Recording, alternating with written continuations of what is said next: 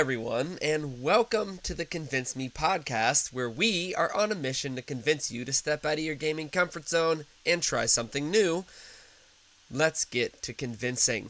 Last episode, we talked about Avowed, which came across as both of us having similar opinions. I did say that I would pay full price for it, and after reflecting on it, I think that what the game was a good time, but I also have my opinion skewed by the fact that it's on Game Pass.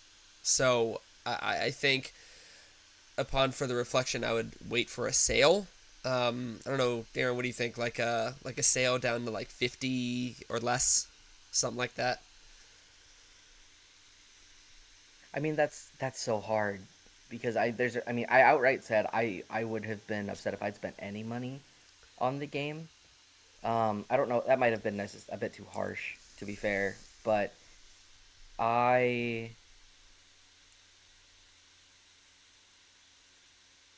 I think if games had still been $50, like I probably would have been fine with it. Sure. Obviously we have no idea what's going to come out in the way of DLC, but you know how I feel about DLCs being required to get full enjoyment of a game. Yeah. Um, I mean, So I don't know. I mean, I'd happily have spent like $30 on it, $40, but I think in the if we have to take, games that we could compare it to, thematically, stylistically, whatever, I would pay $70 for Elder Scrolls 6. I well, would pay $70 for Elden Ring 2. I would pay $70 for Breath of the Wild 3. I would not in any world spend $70 on Avowed. I fair just I enough. just couldn't do it. And I say that knowing that I'm, about 80% of the way through it at this point. I just I don't know.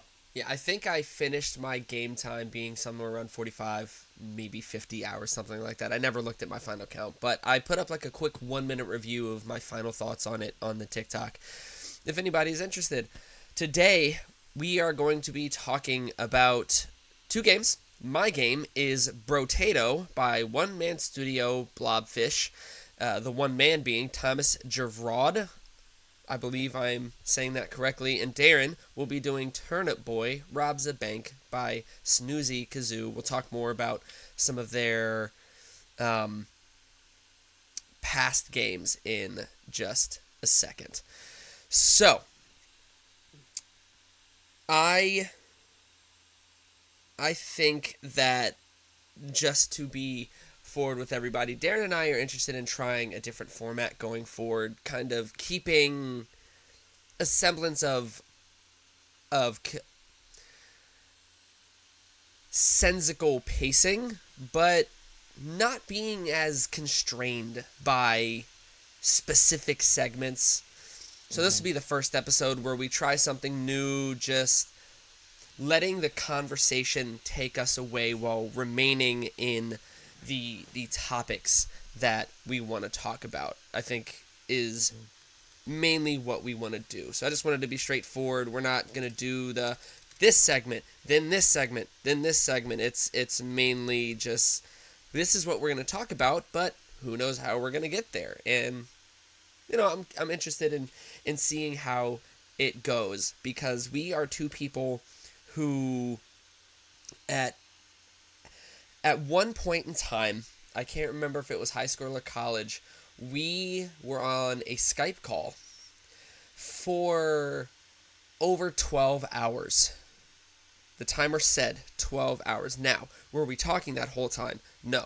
There were times where we went to go get food, left the call running, and then came back and picked up the conversation. But we are people who have a lot of experience talking to each other, and I think it could lead to some very interesting places. Because the other issue I noticed was that when we had a segment for Funny Story of the Week, it didn't feel like we could talk about our past together, funny stories that we've noticed, because it didn't fit into Convince Me segment or whatever. So this will be the first episode where we try something new.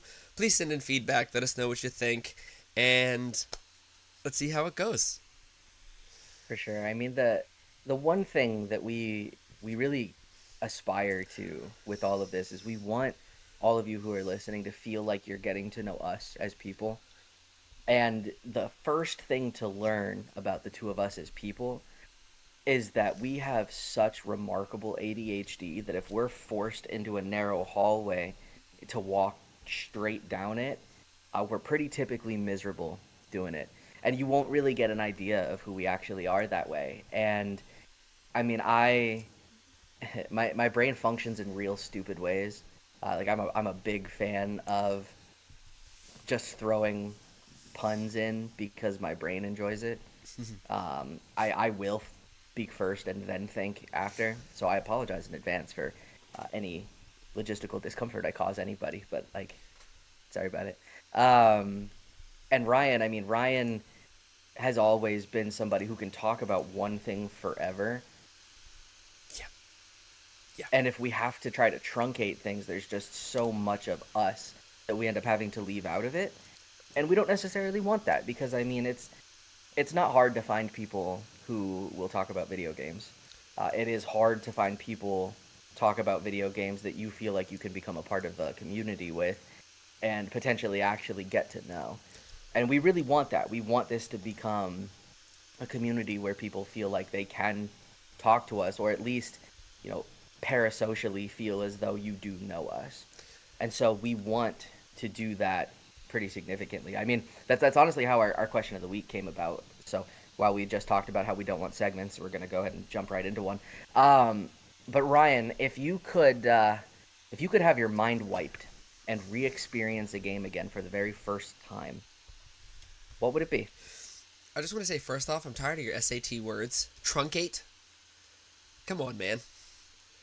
Come on. My, to be completely honest, my brain was so focused on the word truncate that everything that came after, I was like, yeah, words, truncate. And you're talking about all this memory and who I am, truncate. That's just where my brain was for most of that. I know what it means, for what it's worth, but like, for what it's worth, we are two people who were driving down the road in the same car once, and a bird runs into the middle of the word, and simultaneously you just scream, "Bird!" in the exact same way at the exact same time. We It was like shared. your stepbrother's moment. It was terrible, We terrible. But no, answer the damn question. we shared one half of a brain cell at that moment. And it was the only one in the car for sure. So I have thought about this question a lot, and my answer has stayed the same through many, many, many years, and it would have to be BioShock.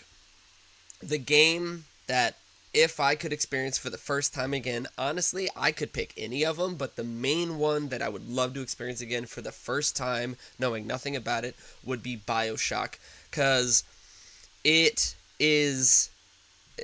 They said this a lot through their development cycle, because I was so into it that I watched behind the scenes stuff, and Ken Levine, who is I think he's the director of the game, was basically saying how they wanted Rapture, which is the city that the game takes place in, to be its own character, and they did it so well that it created a feeling unlike anything I've experienced before, because I'd never played a game that was one so narrative driven, and it was the first time I'd experienced the environmental storytelling where there's audio diaries that tell you what happened.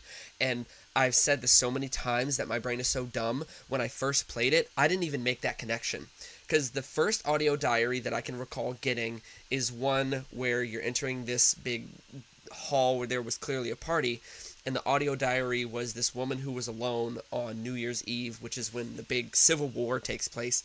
And she's like, New Year's alone again, and all this other stuff, talking about how bad she is. Then you hear an explosion and chaos and everything. And if you look around, that audio diary tells you what happened in this room. My big dumb brain was like, well, that sucks for you. And then I just moved on to the next area, never made the connection that it was telling me what happened in this spot. But it was my first experience with a story like that, where the world was just as fun to learn about and explore as the gameplay was. And so, yeah, absolutely Bioshock without a doubt. Hmm. That doesn't surprise me. You have said that quite a few I times love it. over the last decade or so.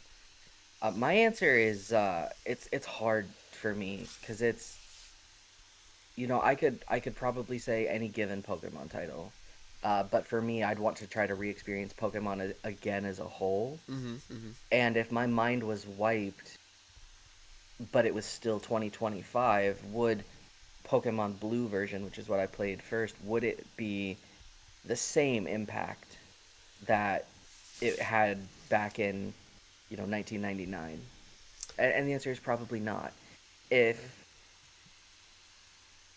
And I kind of feel the same way about Skyrim, because Skyrim in 2011 was awe-inspiring in its scope, in its opening cinematic, in everything about it. But if I experienced a game from 2011 with my mind wiped for the first time in 2025, would I still feel that same sense of wonder? And again, the answer is probably not if I consumed it as it was then, which is kind of the constraint that I've put on myself for the sake of this question. Right. For me, Bioshock bypasses all of that. Like, it could be Sure. 2045 and I would still want to experience Bioshock. But I guess the question you're trying to consider or think around Hmm. is the feeling that I got from first playing it, is it nostalgia for the time period of where I was? Correct. Do I want to feel like how Correct. I felt in high school or whatever? Or is it truly the game that I want to experience? So yeah, I get that. Because my answer Exactly. could be Kingdom Hearts in that case. Like, Which, believe it or not, is my answer. is it really? It is, and it's not because of anything in particular. It's just for me that is a perfect example of a blending of IPs, and the IPs that are blended are so prevalent that if I could wipe my mind of the entirety of the Kingdom Hearts series and re-experience it from the beginning without knowing how wild, long, and convoluted the actual storyline was. At its crux, what the game was basically a character action RPG relative to a PlayStation 2 that combined Final Fantasy and Disney while also blending in both familiar and unfamiliar soundtrack. And so what it did was it created something that was so impactful that, as you and I have talked about to this day, is one of, back in 2000, what, two, I guess, three, Yeah. that game is one of the only games that could bring you to tears with the way that it ended. Oh, I bawled like And a child when I first finished Kingdom Hearts. which is funny because we were children, but I mean, it's it's just that I think it's a wonderfully put together game. Kingdom Hearts 2 did it as well, but Kingdom Hearts 1 for me, because it was the first, because of everything that it did and how well it did it, with everything around the storyline between Sora and Riku and getting to know them as characters. I thought it was a really compelling and well constructed story that unfortunately has kind of muddied its own water with how convoluted it is and how every single piece of media that they've put out is canon and adds something to the story. So I mean that's a whole topic for another day, but Kingdom Hearts is definitely that game for me, just purely because of the impact that it had on me at the time. As much as Skyrim or any particular Pokemon game would be, it's just there's something to be said about taking properties like Final Fantasy and Disney and bringing them together and making it feel like it made sense for them to be together. That was probably the hardest thing, Yeah. And and then they they did it wonderfully well. got away from it as they went on and on. Final Fantasy just kind of just the glue loosened and it became more and more separated as you went through and got its own thing, which, what are you going to do? Really upset you didn't say Glucent, but that's okay. We're going to Because fight. coulda, Next time we see each that's other in fine. person, we're going to throw hands. We're going to Square win up. it. Um, Get it. but yeah, I think that is there are a lot of games that it would be hard to separate. Do I want to experience this for the first time because of where I was, or because it genuinely is a game that I would love to experience for the first time again. There are few. I mean, it's just BioShock is the first one, because then the other game that comes into mind is Ocarina of Time. Mm. However, Ocarina of Time, it would have had to be at that time because of where my life was in 96 or 98, whenever that came out. Mm-hmm. And like I watched my brother play it, and that was my introduction to, like, oh, this is what video games can be.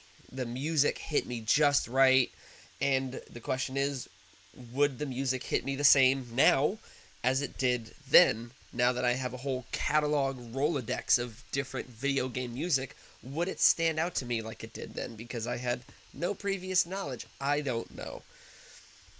So it might be Ocarina of Time, but as it, like you said, would it hit the same? BioShock 100% would hit the same for me, no matter when I experience it for the first time. Right. That's ultimately why I couldn't say Final Fantasy X either. I mean, as much as it's one of my favorite games of all time, it's just in modern constraints, Blitzball would have driven me crazy. Which is funny because I am one of those people who probably put 100 hours into Blitzball because I genuinely enjoyed it to the point where for anybody who's played Final Fantasy X, you'll understand how asinine what I'm about to say is. I did not play a single moment of Blitzball other than what you were required to play in Luca when you first go until I got all the way through Macalania, which again, for those who play, understand.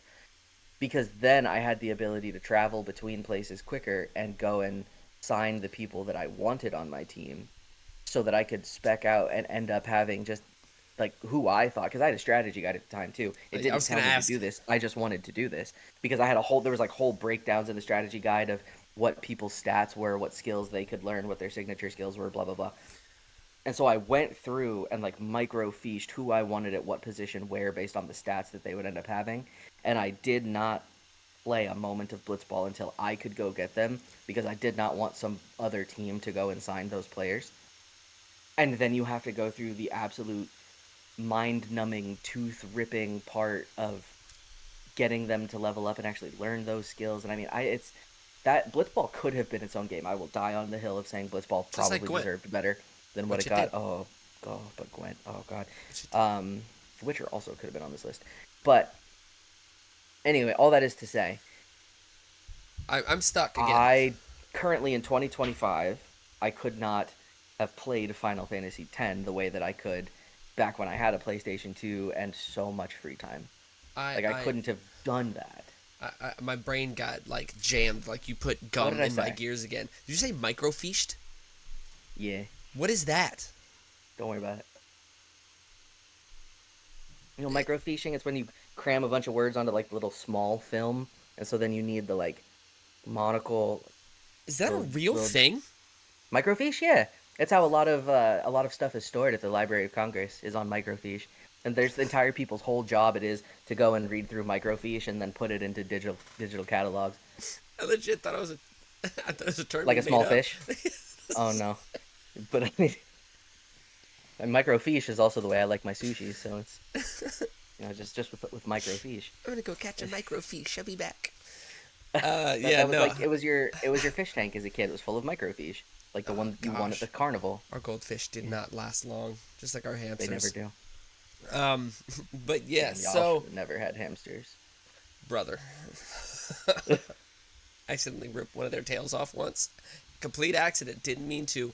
Little youngin got out the cage, was running around in my brother's room next door to mine, and I was like, oh my gosh, I gotta get it. So I reached out to reach for it, but it just scooted its butt out the way, and I grabbed its tail as it was running, and it just ripped the fur off. And I was panicking because I felt so bad that I was trying to like save this little dude, and then yeah, I felt bad.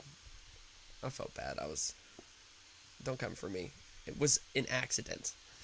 Um, but yes, there are a lot of games I would like to experience for the first time again. But alas, that's the nature of gaming. I feel like there's a large draw to experiencing a game for the first time, and you're kind of chasing that feeling of, oh, this is the next big thing.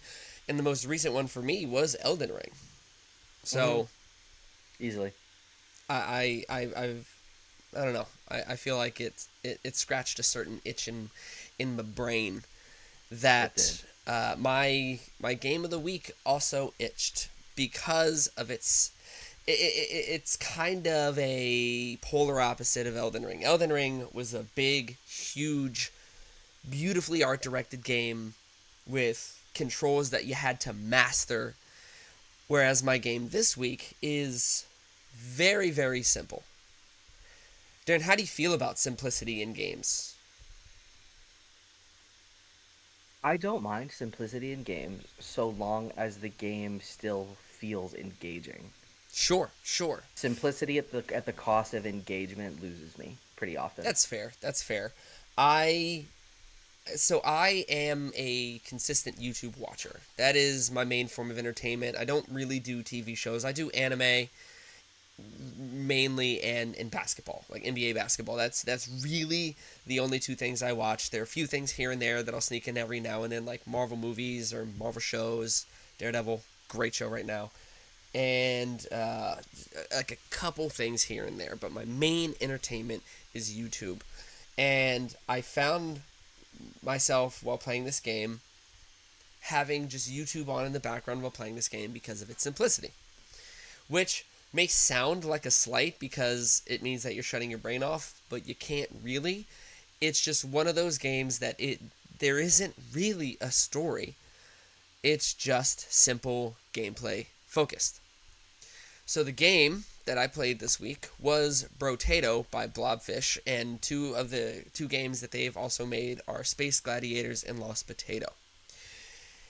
Now I'm gonna need to do some vocab before some schema building or background building for this game, so that way anybody who is unfamiliar can be familiarized. So this game is a rogue light, specifically a rogue light. So there are two versions of the same type of game, rogue light and rogue like. They are both inspired by a game that came out in the 1980s. I almost said the 1900s, but I really didn't want to make myself feel like that because we were born in the 1900s. But it came out in the 1980s, and the game Rogue was a game that introduced a permadeath mechanic, which is when your character dies, game over, you go back to the beginning and you have to start over. It was a game where you had to traverse dungeons, you got items, power-ups, things like that. And so that was the precursor to a lot of roguelike games like Binding of Isaac and Risk of Rain and a ton of other games. It's a whole genre. And roguelike are games like Rogue where you have a permadeath mechanic, but each run is isolated. It is its own run. So if you go through the game, you get power-ups, you get XYZ, you get stronger, and when you die, you start over from the beginning with nothing. Roguelite is the same idea, but the game has things that you can earn as you do what they're called runs, which is like run-throughs, and you unlock new things to alter future runs. So another one that was really, really popular, it still is called Hades, which is a very, very popular roguelite. Highly recommend. Super fun, really hard. And Hades 2 came out not that long ago. But Brotato is a rogue light. And you play as, well, really you can choose your character. There are different heads that give you different boosts and things like that. But the point of the game is you're in this tiny square arena, and there is one control. One control. The left stick, or the D-pad, or if you're on PC, which I guess it's on PC, would probably be WASD. And the game is similar to Vampire Survivors, which is a game that came out a year before, but your job is literally just use the left stick, maneuver your character around these bad guys, and avoid their fire, and damage them and kill them. You get gems that level your character up, and after a certain amount of time, because each level, from what I saw, got a little bit longer and longer, when that timer runs out, the level is over, and the gems you collect level you up so you can unlock things like more damage, more health, more shields, more speed. You get those, but then you also get a chance to use the gems that you got to purchase upgrades, new weapons, stronger weapons. So some my favorite ones were the ranged weapons because I like hitting people from afar. So there were like pistols. There was a taser gun that hit people from far away. I think the taser gun did. There are melee weapons like swords and spears and things like that, and they all have different positives and negatives. But each time you finish a level, you get a chance to alter your loadout. You can have 6 at a time, and you can mix and match what you have. Certain heads will give you different benefits. Like the mage has a debuff to their melee damage, but their elemental damage is buffed and hits harder or does better. And so you get to pick your play style and use different heads to change how you play. As you play through, you unlock new heads that give you new things and other bonuses and things that carry over between runs, which is why it's a rogue light and not a rogue like. So that's the thing about the game. It's so simple. And as far as the dad rating that I like to do for people who have families and jobs and things like that, it's the perfect game. Roguelikes as a whole are a perfect game, and this one, it's just if you want. If you 5 minutes, you can just pick up the game, do a run real quick, and then if you die, you get new upgrades or start over or whatever. It's a quick pick up and play. There's no story that you have to worry about, and overall, it's just simple, fun gameplay, and that's really the gist of it. Fair enough. I love roguelites. Like I played Binding of Isaac a lot. Earlier builds, certainly I think it's even still getting support and expansions now. Binding of Isaac is. I think so. I played quite a bit of Hades. Though I think I only made it to maybe the third circle of hell. Maybe, I don't know, I can't recall, but I love roguelites, and roguelikes. Brotato's been on my radar for honestly a long time. Does it not even have a fire button? No, it is auto fire. So Vampire Oh, okay. Survivors and games like this, which as far as I'm aware, I could be wrong. I think Vampire Survivor set a new style of roguelike where it's literally just, hey, run around this map and survive as long as you can. It's just survive. That's the story. That's the game, and unlock new characters to change how you survive. That's it.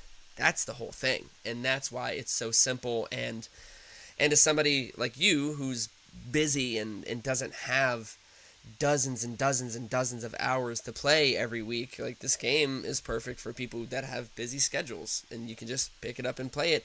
And the very nature of it being on Game Pass means if you have a relatively up-to-date phone, a relatively up-to-date tablet or device that can access Game Pass, you can play this anywhere just for a quick, like, let me hop on for a few minutes. I'm on my lunch break. I want something to do. Let me just pop on for a few minutes and do that. Like, it lends itself to that really well. Mm-hmm. It's very similar in concept and essence to what Moonlighter was last week that I Sure. or 2 weeks ago, I guess. Yeah. That I talked about. That style of game is fantastic for people with little amounts of time. And it's been on my radar for a long time, so it's really just an inevitability until I give it a look. Yay! If for no other reason than I enjoy the genre. I mean, that's Yeah, kind of all I needed to be told, to be honest. The art style, like if I had to, the music's also really good. It's very frantic, fast paced, techno-y. It kind of reminds me style wise, obviously not gameplay wise, but style wise to Castle Crashers. It was very simple art style. It had that Newgrounds alien hominid style art style that lent itself to the silliness of the game because the game is silly. It's called Brotato. You're basically a potato with a face running around with guns and lances and spears and tasers and all manner of things. So if you are up for a game that's just a fun time, quick plays, quick rounds, you don't have to worry about story, you just want something to do for a few minutes, I think it would be hard to do much better than Brotato or similar games really. It's true. Well, yeah, like I said, it's really only a matter of time before I at least give it a play, whether it turns into a long thing or a short thing. It doesn't really matter, and that's the nice thing about games like that. Yeah. But, all right. So, from one root vegetable to another. Um, gotta love it.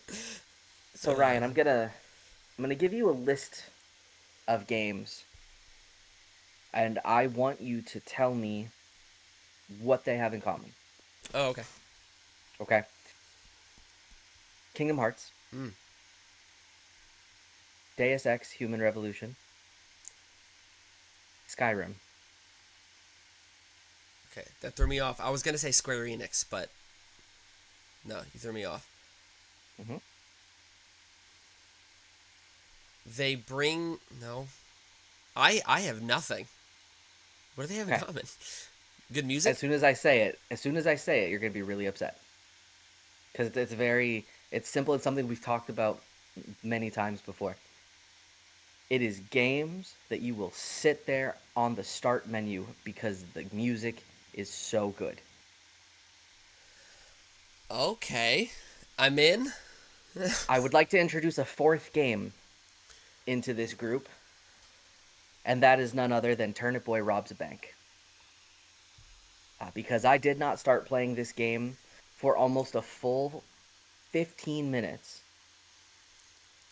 because I was just jamming to the sound and the song right on the start menu.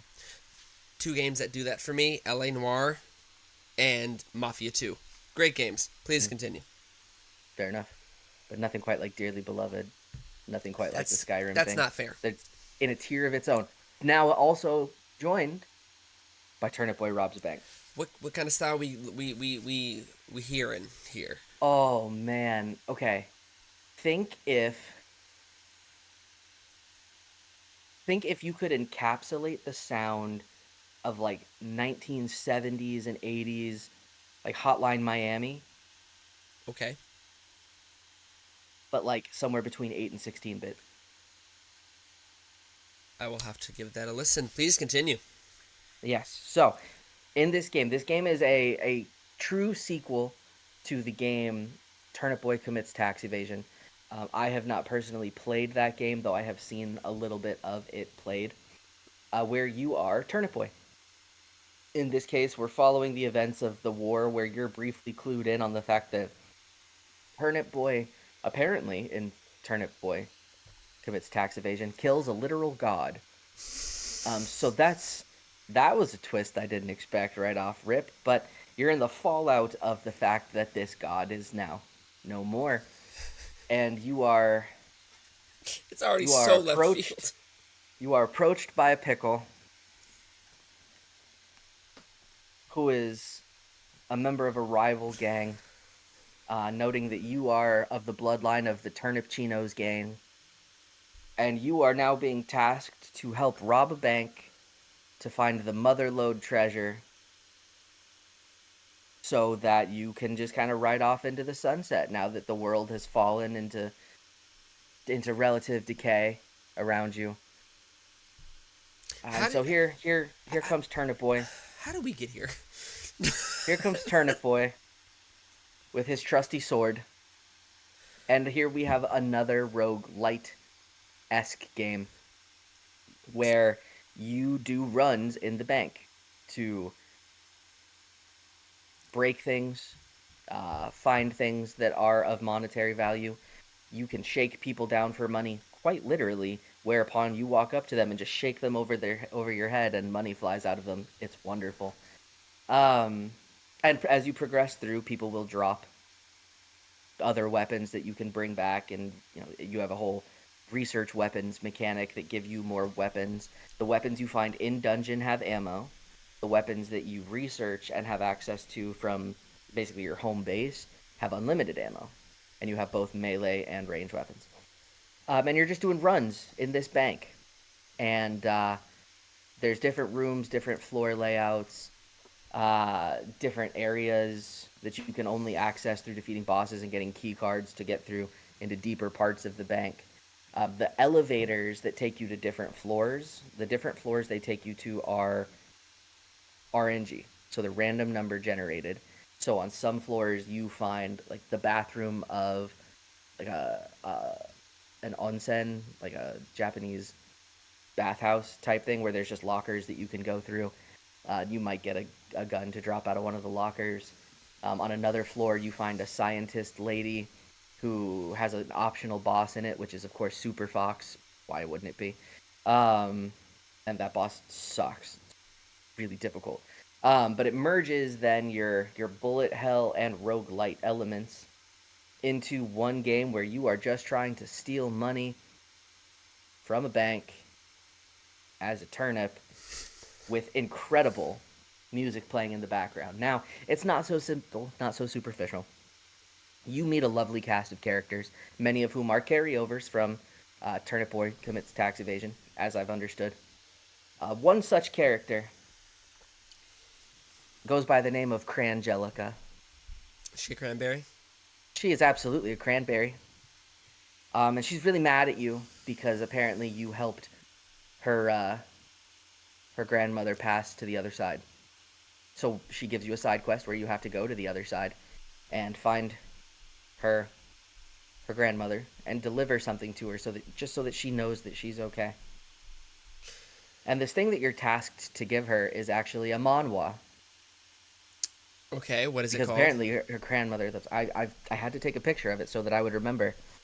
So I for those reincarnated into a fantasy world as an alien worm from outer space. so for those who don't know, and I think I'm right, manhwa is basically Korean. the Korean version of mangas, like the Correct. comics. Correct. Um, like Solo Leveling, which Mhm. was a manhwa, Tower of God as well. right? Correct. And they typically have very crazy names. For those who don't get the joke, there's tons and tons of them. If you just look up any, like look up manhwa long name, and you'll see a list of them. That's Huh? fantastic. And this, of course, would naturally be an isekai, considering there's a reincarnation element. So you end up finding elevators that take you to this other side, which, in fact, apparently turns out to be the underworld, where you find her grandmother, named Cran Cran.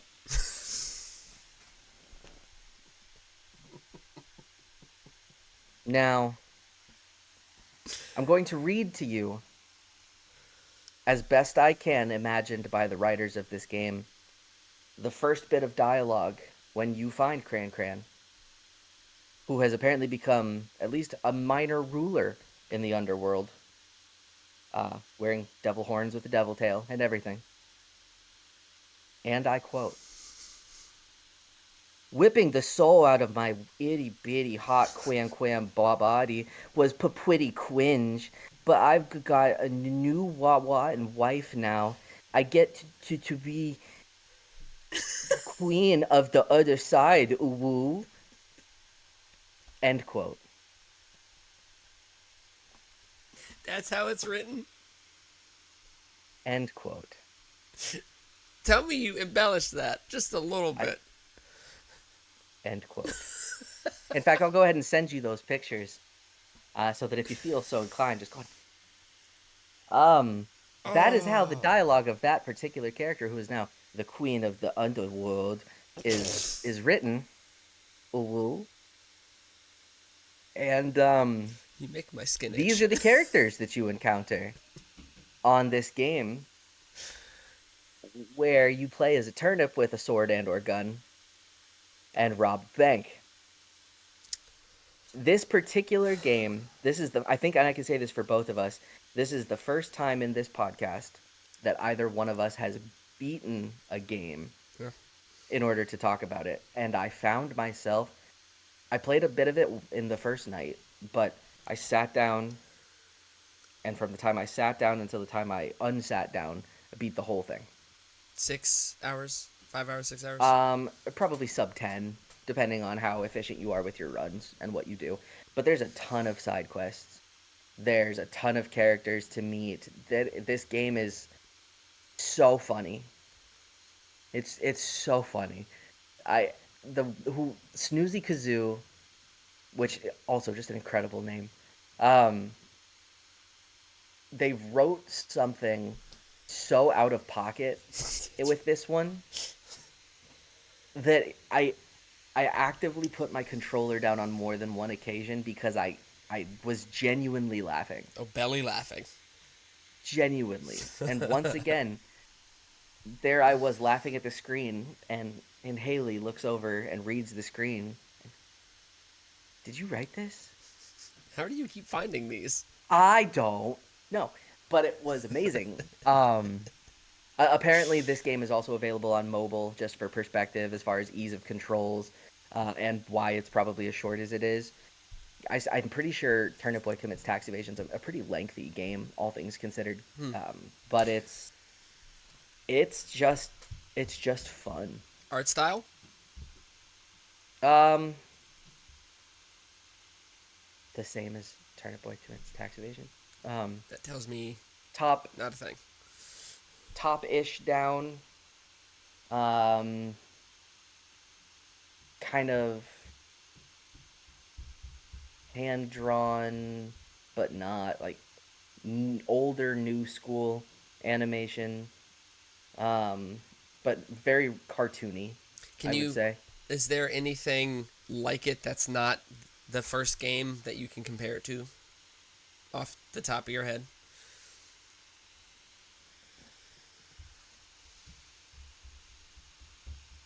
Yeah, I can't pull a name out Yeah, fair enough. Fair because enough. it is more of like a Pixel Studio game. Mm-hmm. The character drawings are obviously better done, but the gameplay itself is very what you'd expect, kind of more Celeste character sprites, I would say. Oh, okay. Celeste is cool. Celeste is hard too. Yeah. Yes. Um. Um, Okay. but it was just fun. It was a fun game. I was happy that I picked it up and put it down. And quite honestly, I got to a place once I'd bought all the upgrades that I could buy, and you buy all the stuff on the dark web that you need. Oh, you heard me. Um, you literally buy steroids for your bullets to make them stronger. Like it just that's a thing. Um, Uh, it's just it's just a fun game. how is it for people with schedules like yours where they really only have like a day or two to put into it and may go days at a time without touching it? Oh, I mean, it was great. It's quite literally the perfect game for that. Other things I forgot for fun. There is uh, one of the rooms you can find Mm-hmm. is a room where there's a fire that you can speak to. He's a little flame. He's the DJ who makes all the songs for the game, so he can produce fire tracks. Um, but you need to give him souls in order to purchase the tracks. And so then he gives you the opportunity to basically buy one of two weapons from his little machine in the back in order to go and harvest said souls. There's a ranged weapon and a melee weapon. One of them, I hope, comes to your mind immediately as far as what you think you would use to harvest souls. What would you guess that those weapons are? Scythes. That's one of them. So there's your melee weapon. Does The ranged weapon, is this a gun that shoots scythes out? no, No. it in fact shoots vinyl records. I like that. It's so great, but then you go capture souls in order to bring it back to him so that he can produce more fire tracks. And the best thing about it is you can at any time pull up your menu and you can choose what track is playing Oh, I like that. at any point in the game on any run at any time, or you can set it to shuffle and it'll just shuffle through all of the tracks that you have. See, this is what I mean when we go back to previous conversations where I'm just like, I understand when as the company gets larger, it needs money to be able to afford everybody and reach certain thresholds and milestones. I get it. But when you just let developers do what they want to do, they're some of the most creative things that they can make because it's what they want to make. My son is here again. I got just raisins for you. You brought me raisins. Yeah. Oh my goodness, that was so kind. I my heart cries with joy. Yeah. Thanks. There's no raisins in that game. Thanks, buddy.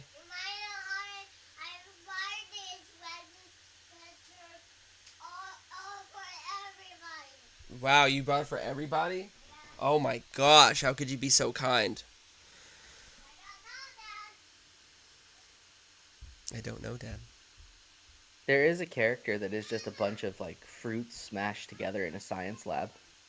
Do you want to guess what that character's called? Fruit salad. Frankenberry. But no, my point was just that like when you let developers be creative, there are so many. The thing about games is there's no limit to what you can do. You can make whatever you want. Like games like this, the Saints Row series had so much stuff that was left field, and like there's no limit to what you can do other than what the big overlords at the companies tell you can do. But when you don't have to worry about that, there's so much creative stuff that comes out, which is why the indie scene is kind of the scene now, because they don't really have to worry about that. They set their own deadlines. It's their game that they want to make. And these games are, I don't know, proof of that. Like, obviously, I don't know everything about the game industry. There's tons of stuff that I don't know because I'm not in it. But from a consumer perspective, I want games where the developers have free creative reign to do what they want. And that's what I'm looking for. Absolutely. And I mean, this game really does encapsulate so many just fantastic things. I honestly wish it was longer. I was pretty sad when the game ended. Not because it was a sad ending or anything, strictly because I wanted more of it. Mm, And there just wasn't more of it. And so right. I can say with full confidence, if I have the opportunity to grab Turnip Boy Commits Tax Evasion, I will. And I don't think If they're they produce expensive. another Turnip, I don't think so either. If they produce another Turnip Boy game, I'm in wholeheartedly. And They've, it doesn't have to be complicated. they've earned your trust. They have. It's a game that is really, it seems like it's just the studio.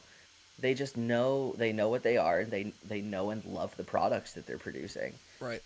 As much as I love, a triple A, quadruple A, blockbuster type adventure game where I'm fully enthralled and it consumes, years of my life, the other end of that coin is what gives us balance to the industry. And sometimes you just want to pick up a game and have fun. I don't necessarily need 60-hour stories all the Nope. time. Although, that doesn't help when our favorite genre is JRPGs. But, like, It's true. you know, It's true. I think that games like this that are short also have a place, though, because, like, for me, I play JRPGs, which are big, long, epic games. A lot of the time, not always. But when you're finished with that, I typically want to move on to another JRPG because that's my genre. But going from JRPG hopping, it leads to burnout. So what I like to do is I like to play smaller games in between, and games that are under 10 hours are perfect for that because I could put in a weekend or two and just get a palate cleanser and then move on to the next main game that I want to play. Absolutely. And these games absolutely have their place. Absolutely. It's part of the reason why I keep going back to Borderlands the way I do. It's part of the reason why I love, now I can say again, the NCAA football franchise. Because you can get exactly out of it what you want to put into it. Mm-hmm.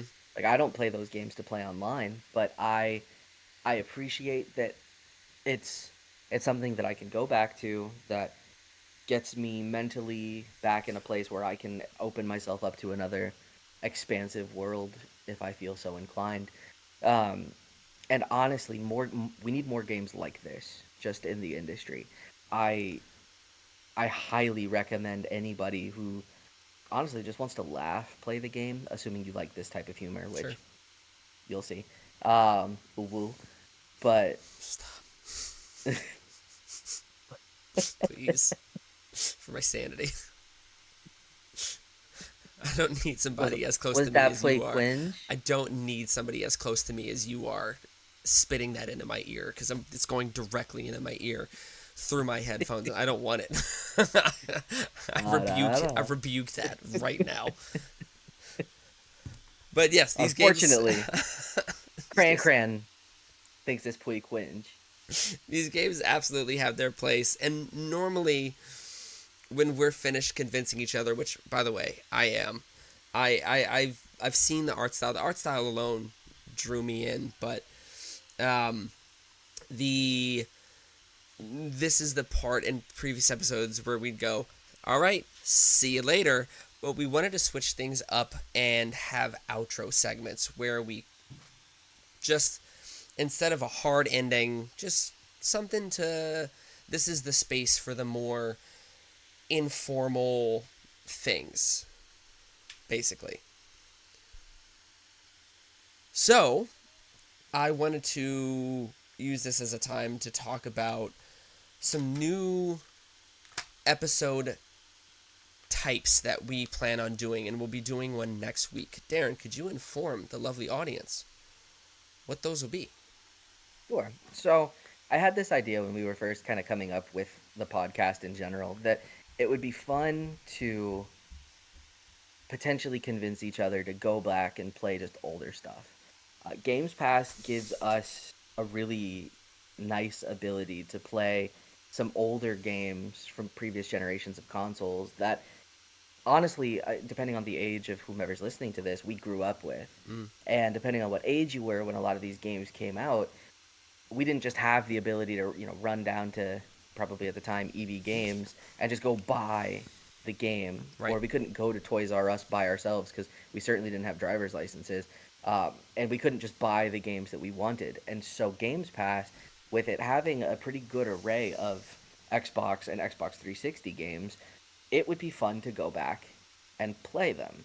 And so starting this next week, we are going to have an episode format called Convince Me to Go Back, where we are going to try to experience games that are older that we, at least as individuals, did not get a chance to experience as a kid, Mm-hmm. and have a conversation about, is it worth the time to go back and play them now? Does it still hold up in the way that the gaming world is now? Some of these games are pretty big titles too. I mean, the games that Ryan and I are planning on playing, I'm gonna go back and play Blink's The Time Sweeper, which was published or which was developed by Artoon, but is actually a first-party Microsoft game. Yep. Ryan was planning to go back and play Cameo, which is produced by Rare, and Rare produced some of the most beloved games of that time. Rare could You do no had wrong at that truly it point in time. couldn't. I mean, you had the Donkey Kong games, of course. You had GoldenEye, I believe. You had Banjo Kazooie, and so they Rare was that was the thing. But Yeah. we were young, And the big and one, games were expensive back then. I can't remember if you said it just now, but the big one by Rare was GoldenEye. I did say that, Yeah. So, like, for those which who aren't old enough, which, I don't know, GoldenEye was Call of Duty before Call of Duty. Specifically, like, Call of Duty well, came into the zeitgeist with Modern Warfare back on 360, but, like, GoldenEye is the reason games like Call of Duty can exist. So this company would take genres and revolutionize them yeah. with almost ease, it seemed. Mhm. Mhm. So there are two segments. He said go back and nostalgia is the other one, and go Mhm. back is explicitly games that we like, explicitly games that we never touched. Yeah. Whereas Whereas, nostalgia, mhm. So go convince me the nostalgia edition. We want to go back and play games that we loved from our childhood, games that we've referenced in passing here. And we want to see, is it worth going back and replaying them now in 2025? A lot of those games we put them on these pedestals mentally because at the time they were revolutionary titles for us, Mm, and they were the best of the best and probably formed a lot of our opinions on the way that we look at games now. yeah. Is it worth it to go back and play those now? Now, the caveat to this is chances are these games that we're going to talk about are not free offerings. So, the other thing that we have to then consider is it worth it to not only go back and play it, but to willingly spend money for this title now when games these days cost $70? And the other thing is that some people may have to consider, because I am the kind of person who has a lot of older consoles. I have a Retron 3, which lets you play Sega Genesis, Super Nintendo, Nintendo. I have a Dreamcast, a GameCube, a Wii, PS2, PS3. I have all of these older consoles, so for me, it's just a matter of, do I need to go to a used gaming store or retro gaming store and just buy the game? Whereas some other people would have to consider they'd have to buy a whole console and the game on top of it, potentially, Mm. unless it's available on like the PS Plus membership, which not everybody has, or whatever. But that's something that we're going to have to consider for the nostalgia is, Mhm. would it be worth trying to spend like 50, 60, 70, 100 whatever dollars on getting the console again to experience some of the older libraries? Mm-hmm. So there's just a lot to talk about with that, but I feel that we can't truly appreciate where games are now if we don't at least spend some time talking about the games that have brought us here. Yeah, and that's And important so for me, to for sure. it's important to everybody, it should Yeah. be, because there's this generation of gamers now. Like I get a lot of younger people who come in as patients and they say, "Oh yeah, I'm a gamer. I game. That's what I do." And ubiquitously across the board, don't make faces, across the board, Roblox, Mm-hmm. Minecraft, Mm-hmm. Call of Duty, Mm-hmm. Dead by Daylight, Fortnite. That's it. In elementary school setting, Call of Duty, which I look at them and I'm like, homie, what are you doing? Why? Uh, but it's mainly Roblox and Fortnite. Like that's the two things that these kids know. Is there anything wrong with Yeah. those games? No. Like No, of it course not. introduces people to that, but at the same time, there's a whole world of games designed for kids their age. To be honest, like Hmm. it's and I feel like it's being overlooked because they are the future of gaming. These kids Hmm. that are in my school, his younger patients, they are the future of who gaming is trying to reach. And if we can't appreciate what was, then they're going to be stuck on what is and not what could be. Right. I mean, it's like going back and watching old movies, right? Some of the greatest stories that have ever been written are just old. And the nice thing about the way that the gaming industry has evolved to an extent is that these old stories never have to go anywhere. You just have to understand going into them that they're older. Yeah, yeah, You know, so if you go in and try to play a game like Crisis expecting to feel like Black Ops 4, you're not going to have a good time. But if you can go into a game like Crisis and experience Crisis as it is, it's a whole new world of opportunities that, quite frankly, in the current climate of everything, if I don't have to spend $70 for a game that I'm going to play for 30 to 60 hours, that's incredible. yeah, that's fair. And so that's been the impetus to start these types of episodes, because one, it just gives us more things to do. Two, it gives us an excuse to go back and play things that we absolutely love and that have changed who we are as people and the way that we consume this media. But three, we want to be able to share those experiences with you guys, and potentially some of you may find games that you would have never even looked at because it's got the stupidest name you can imagine, like one that I will go back and play, and yet it might potentially become one of your favorite games. Got it. Yeah, that's absolutely right. And I think that that has potential to open up some eyes. But with that said, I think this is a great place to wrap it up. Keep an eye out for the Convince Me to Go Back episode coming out next week. And with that said, thank you so much for listening. We appreciate the love that we're getting from specifically some of our family members and friends who are watching, but we really, really hope to expand to people who just love talking games. And please follow us at all of our social medias. They're on the screen. If you're not watching this on YouTube, we are on Instagram and YouTube at Convince Me Media, Reddit at Convince Me Podcast, and Spotify is Convince Me Gaming. Please feedback, talk to us, interact. We love hearing from other people who are passionate. And with that said, are you convinced yet?